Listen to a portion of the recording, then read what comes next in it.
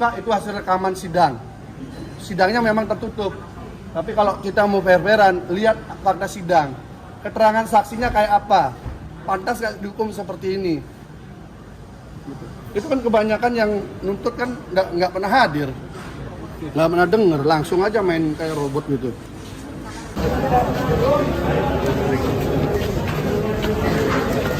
Kami tadi sudah melaksanakan kegiatan penuntutan, di mana jaksa berkeyakinan bahwa sudah melaksanakan kegiatan pembuktian dari tahapan sidang sebelumnya, dan pada saat penuntutan kami mengajukan tuntutan dengan menerapkan pasal 285 KUHP ayat 2, di mana pasal 285 junto pasal 65 ayat 1 KUHP.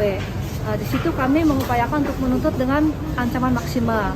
Karena pasal 285 KUHP ini adalah 12 tahun, maka ditambah 1/3 dari pasal 65 sehingga totalnya menjadi 16 tahun. Itu yang kami ajukan. Dan dalam persidangan teman-teman sudah membuktikan bahwa tidak ada hal yang meringankan.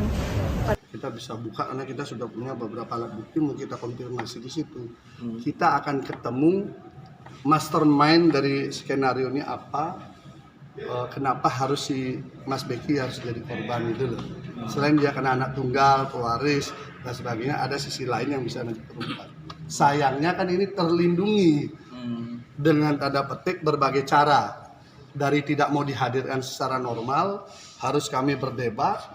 Akhirnya kami menemukan pasal yang mewajibkan itu dihadirkan. Ketika sudah dihadirkan, ditangani, kemudian hanya lewat surat, dia tidak mau hadir. Akhirnya dengan surat itu kemudian dilindungi bahwa ini tidak perlu hadir. Ya sudah, rekayasa masih berlanjut. Apa yang seharusnya terjadi? Tidak terjadi, yang bisa terjadi, Iya. Ya batal.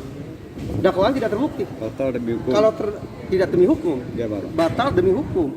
Kenapa? Karena keterangan saksi sebagai alat bukti sudah disampaikan di sidang, tapi tidak berhasil meyakinkan majelis. Karena validitasnya sangat buruk.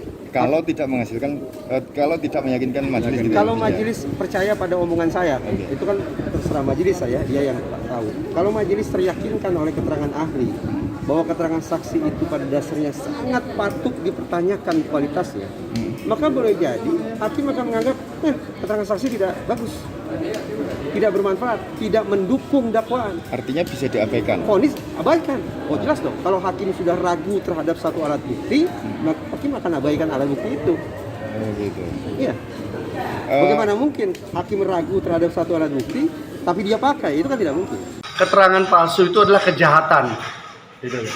Tetapi karena ini sudah yang mereka yasa pintar sekali, mereka semua dipakai baju LPSK sehingga dia tunduk di undang-undang LPSK. Jadi ini saya kira rekayasa yang sangat sempurna, bagaimana menggantikan Mas Beki di opsit, bagaimana kemudian pelan-pelan pondok pesantren bisa diambil dan sebagainya. Ini kan gerakan yang terstruktur. Kasusnya sendiri berbasis kepada peradilan opini. Yang pertama, tuntutannya sadis. Dan ini membenarkan, bahkan mungkin lebih banyak orang yang tidak pernah sidang itu yang hadir hari ini. Dan percuma kita membuka fakta-fakta sidang, menggali keterangan saksi, menguji alat bukti di persidangan, kalau kemudian desainnya adalah kembali seperti desain awal, bahwa ini harus dihukum seberat-beratnya, bagaimana ada target-target tertentu di dalam itu berjalan. Jadi melihat pertimbangan yang disampaikan oleh JPU tadi, dia mengakui ada testimonium de auditu, tetapi meminta kepada majelis hakim biar itu tetap dipakai gitu loh. Bayangkan, mengakui ada testimonium de auditu. Kemudian dia menyebutkan bahwa ada dua keterangan yang dihadirkan oleh yang bersangkutan, namanya disebutkan juga sebagai pemberat, tetapi keterangannya tidak diakui. Padahal mereka ini yang memberikan keterangan saksi berderet dengan korban, di mana tempatnya dan sebagainya. Dan saya kira ini kalau boleh mungkin tuntutannya lebih pada itu, mungkin lebih pada itu juga. Ini kan sama sekali tidak ada pertimbangan lain. Hal yang meringankan gimana? Tidak ada semua, pokoknya gaspol itu 16. Berarti penasihat ini ada bad design. Ya memang dari awal kan sudah kita lihat cara penggarapan kasusnya kan sudah begitu. Jadi bahwa ini dilengkapkan seperti ini ya saya nggak tahu apakah di ruangan sidang ini masih ada pengadilan atau penghakiman nanti di ujungnya nanti. Karena kalau namanya pengadilan, adil itu adalah menguji alat bukti, saling berkesesuaian atau tidak. Bayangkan disebutkan ada peristiwa yang kedua yang sehingga menyebabkan kejadian berulang. Jadi kena pasal 65 ini kan kejadian berulang, sehingga ditambahkan sepertiga. Itu peristiwanya disebutkan dia datang ke sana begitu saja, tidak diakui keterangan saksi yang dicatut namanya. Langsung saja bahwa terdakwa tiba-tiba langsung ke lokasi itu lewat dini hari. Padahal keterangan saksi di persidangan dan disebutkan di dalam dakwaan nama-namanya jelas mengatakan peristiwa itu tidak ada. Jadi tidak penting lagi ada saksi hadir menjelaskan fakta yang ada di persidangan kalau seperti ini.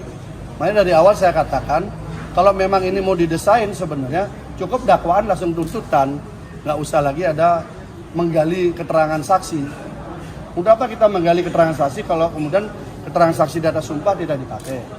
Lalu tadi juga JPU meminta agar BAP jadi BAP pun dimintakan oleh JPU untuk dipakai juga sebagai alat bukti. Untuk apa kemudian JPU mengurangi saksi kalau memang mau menghadirkan BAP itu mau diuji, kan begitu. Ada 40 saksi, oleh JPU 16 sudah ditutup, kita yang minta biar dihadirkan lagi yang lain. Tapi di persidangan tadi meminta selain saksi testimonium di auditi untuk dipakai, juga meminta BAP yang tidak dipakai di sini agar dipakai juga. Ini kan sesuatu yang bagi saya yang membingungkan gitu loh.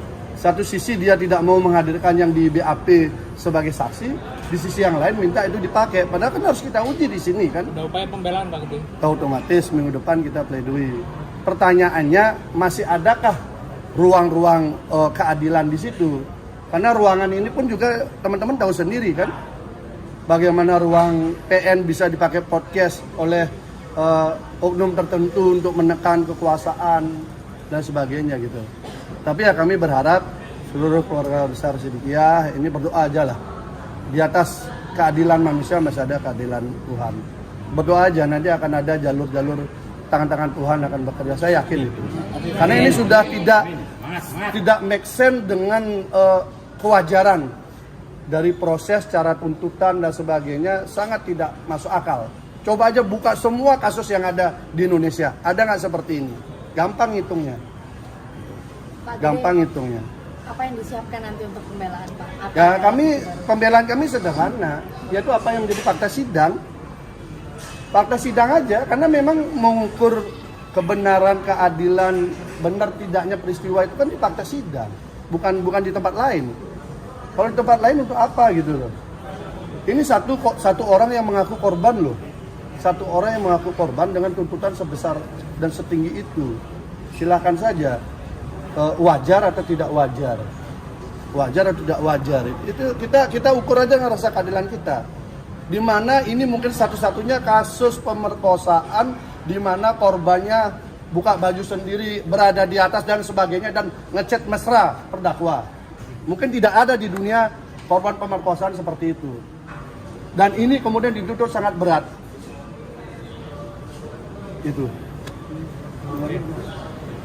Itu. Mungkin ini satu-satunya saya belum pernah mengalami, membaca ataupun menangani kasus yang katanya korban pemerkosaan seperti ini. Kecuali memang ini didesain sedemikian rupa, kita lihat saja kejadian sebelumnya kan seperti itu. Pada saatnya nanti kebenaran pasti mencari jalan sendiri. Masih ada waktu, kita tinggal lihat saja. Dari awal kan sidang ini mau diintervensi juga, mau ada pemantau, mau ada apa, dan sebagainya kan masuk ruang sidang. Kita udah memahami itu kok. Makanya kita berusaha totalitas di dalam sidang. Totalitas kami ada di dalam sidang, dokumen-dokumennya juga ada. Kalau mau per-peran, buka itu hasil rekaman sidang. Sidangnya memang tertutup. Tapi kalau kita mau fair-fairan, lihat fakta sidang. Keterangan saksinya kayak apa? Pantas nggak dihukum seperti ini? Gitu. Itu kan kebanyakan yang nuntut kan nggak pernah hadir. Nggak pernah denger, langsung aja main kayak robot gitu.